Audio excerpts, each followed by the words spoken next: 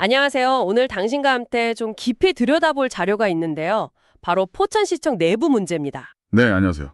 뭐 직장 내 괴롭힘 실태라든지 또 시의 대응이 좀 미흡하다 이런 지적들, 그리고 일부 사업은 이거 실효성이 있냐 이런 문제 제기까지 담겨 있어요. 네, 그 자료들 저도 봤습니다. 특히 좀 눈에 띄는 게 괴롭힘을 겪은 직원이 절반이 넘는데 59%나 되는 분들이 아무 조치도 못한다는 거예요. 59%요?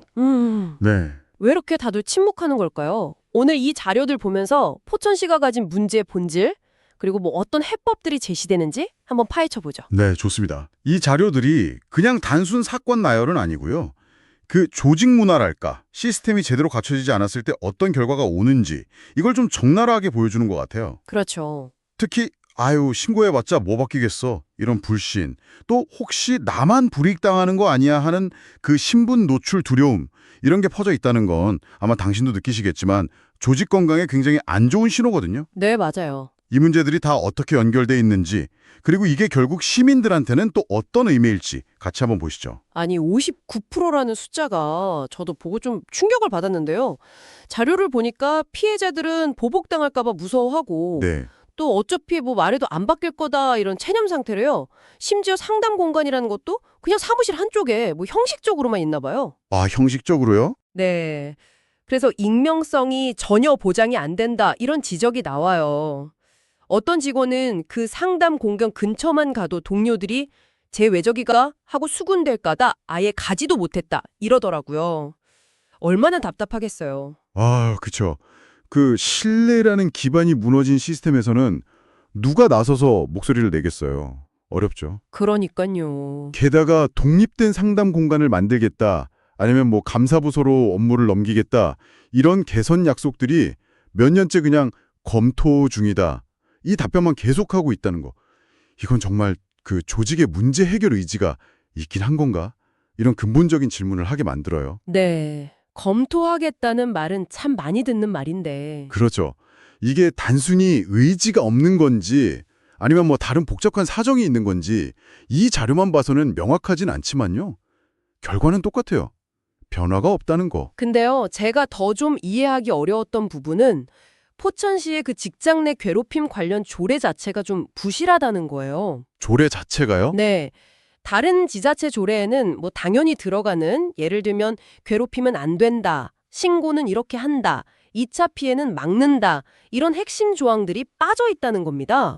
핵심 조항들이요? 네.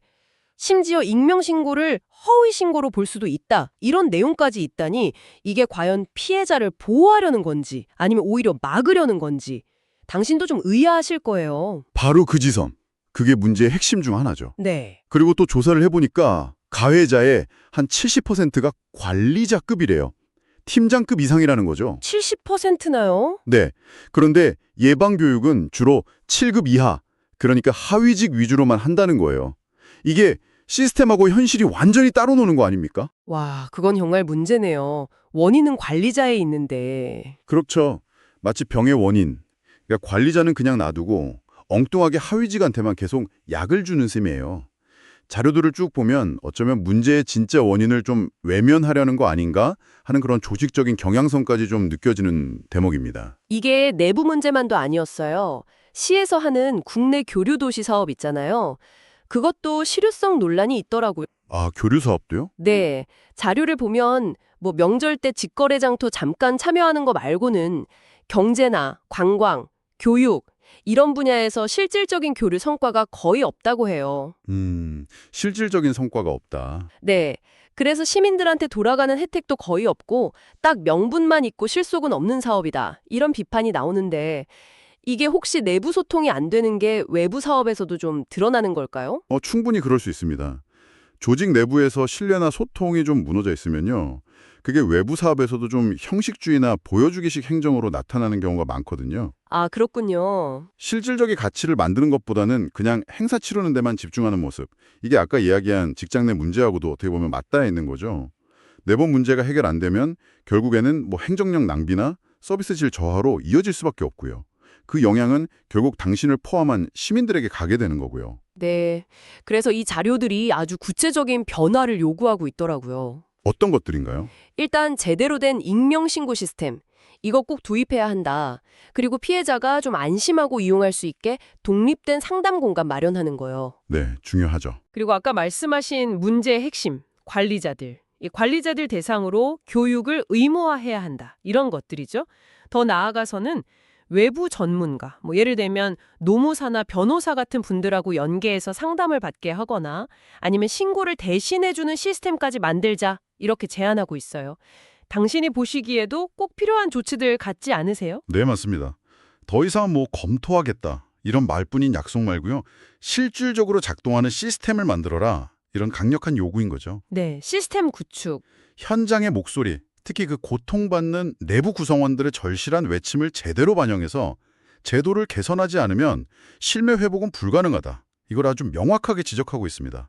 이제는 선언이 아니라 진짜 실행이 필요하다는 겁니다. 오늘 당신과 함께 살펴본 자료들, 포천시가 정말 심각한 과제들을 안고 있다는 걸 보여주네요.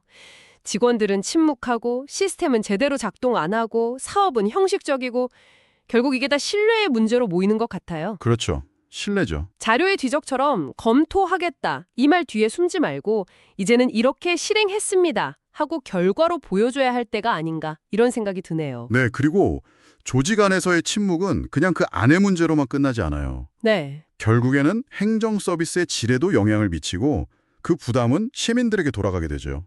어쩌면 이 자료들이 우리 모두에게 좀 중요한 질문을 던지는 것 같아요. 어떤 질문일까요? 하나의 조직, 특히나 공공조직이 내부의 문제를 딱 인식하고 거기서 멈추는 게 아니라 진정으로 변화하려면 과연 무엇이 필요할까 하는 질문이요.